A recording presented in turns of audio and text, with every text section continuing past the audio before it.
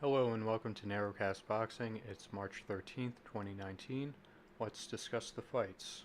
So let me start off with the ones that I previewed last week, and then I'll move on to this weekend. So first I mentioned two prospects, Daniel Dubois and Anthony Yarde, who were in action last weekend. I expected them to come through their fights with either wide decision wins or stoppages, and they both managed to get stoppages. Dubois blasted his opponent out in 2 rounds, while Yarde managed to get the stoppage in 5. Not really much to say about either fight. They beat completely overmatched opponents. One thing that I will mention is that I thought Yarde looked okay, but I did think that there was a novice look to his style. I've seen him a number of times, and he's the type of fighter who I think we'll learn more about as he progresses, but at this point I remain highly skeptical. I also mentioned the super lightweight championship fight between Maurice Hooker and Mikel Lespierre. I didn't manage to watch this fight. It was a wide decision for Hooker regardless. I did manage to catch the main event of the card between Dmitry Bivol and Joe Smith Jr., and once again it went as I expected.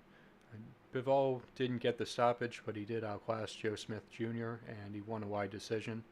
I didn't score the fight. I actually saw the fight, I believe, the day after, and the judges scored it 119 to 109 times 2 and 118 to 110. From what I saw, Bivol looked excellent, and he was pretty much flawless in this fight, apart from two right hands which landed and did manage to hurt him.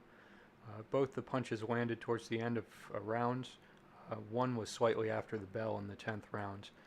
And while the punch did visibly affect Bivol, I think that if it happened earlier in the round, I believe he would have been able to weather the storm. I think that Bivol would beat just about anyone at light heavyweight, including Sergey Kovalev. I think that the person who would give him the most trouble would be Marcus Brown, but I don't know how likely that fight is to take place. Light heavyweight at the moment seems to be a very fractured division. Now the second fight which I previewed from last week, or was rather interested in, was the fight between Shawn Porter and Yordenis Ugas, and this was for Porter's welterweight championship. I predicted Porter to get the victory, although I thought that he'd have to work hard for it, and he certainly did. The judges had it a split decision for Porter. It was 116 to 112 and 115 to 113 for Porter, and one of the judges had it 117 to 111 for Ugas. I scored the fight 116 to 113 for Porter. However, this wasn't really the fight that I was expecting. Porter seemed to try and replicate the style that he used against Danny Garcia, but it didn't really work that well against Ugas, in my opinion. I thought it was a very close fight, and I wouldn't have had a problem if Ugas got the decision, or if the fight was a draw. However, I did score it for Porter, in large part because I thought that the ring generalship that he displayed really made the difference in the fight, and I know that's a pretty unusual thing to say. What I mean about this is Porter seemed to engage when he wanted to, and he was defensive when he wanted to be. And Ugas, to me, seemed to be waiting on Porter to do something, and Ugas rarely pressed the action, and I thought that his showboating displayed frustration more than anything else. And as far as the punches thrown and landed in each round, there was very little between them from what I saw. I also saw people saying that this fight was a robbery, which I think was ridiculous. This fight, in my opinion, was far from a robbery. It was a difficult fight to score, and the decision really was what it was. I don't, or rather, I think that it's good for Porter to try and adapt his style more towards boxing instead of just pure aggression, but it almost cost him in this fight. And I think that moving forward, there needs to be a balance between the two. I don't think he's suited to do just one or the other. As for the fights this weekend, the one card I will be watching will be the Errol Spence versus Mikey Garcia card.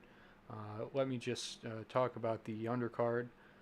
There's two fights that have my interest and ones that I'll try and catch, and they are the fights between Luis Nery and McJoe Arroyo, and David Benavidez versus Jalen Love.